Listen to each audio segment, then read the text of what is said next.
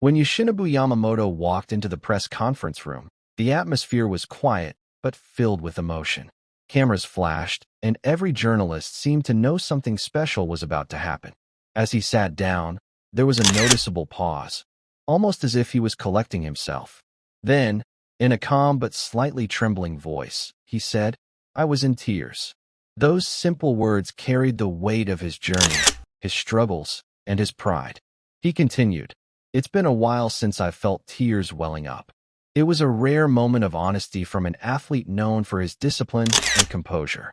For a man who built his reputation on control and precision, both on and off the field, this vulnerability revealed something new.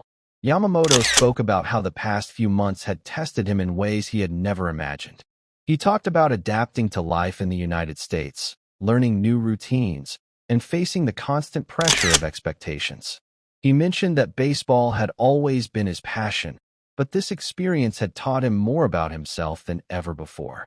When he said, "I was able to discover a new side of myself," you could sense that this wasn't just about baseball.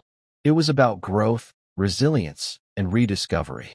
He described how moving to Major League Baseball wasn't only a professional step, but also an emotional one.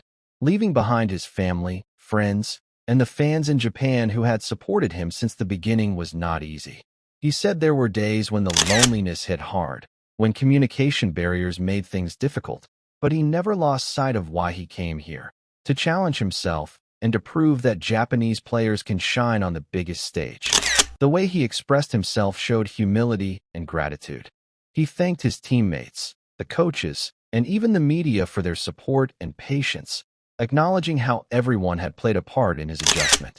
As the press conference went on, he smiled several times, sometimes awkwardly, sometimes genuinely.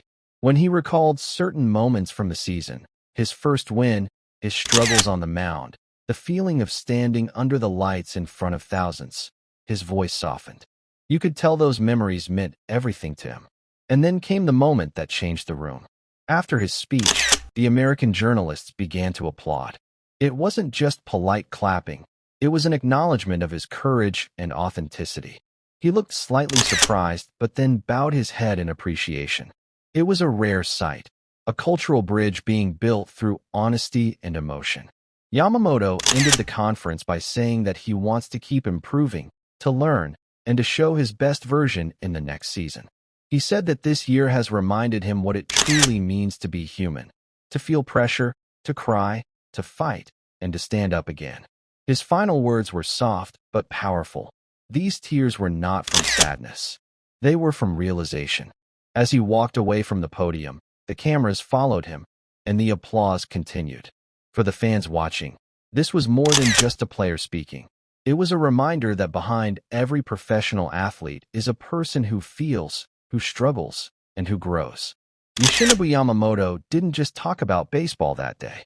He talked about life, about finding strength in vulnerability, and about the beauty of rediscovering oneself in moments of challenge and emotion.